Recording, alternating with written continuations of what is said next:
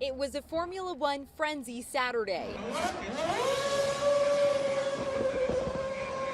But Marina residents on Monday are buzzing more about the crowd than the show.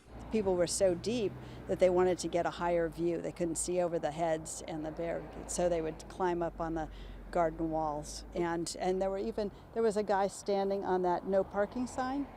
He climbed up there and was standing on that pole.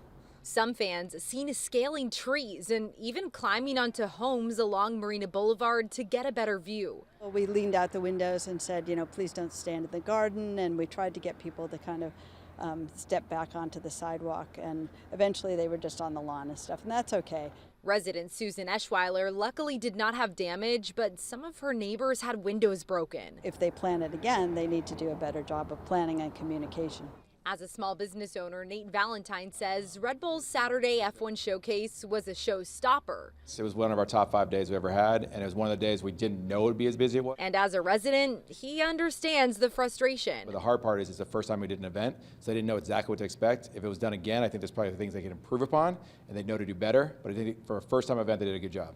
But overall, Valentine says it's expected growing pains and was a beneficial boost to business. I think that the city should try to do new things like this because it brings more people to San Francisco. We asked SFMTA about what crowd control or viewing requirements it gave as part of the event's street closure permit, but Muni referred us to organizers. Red Bull did not immediately respond to our questions about its permitting and planning process.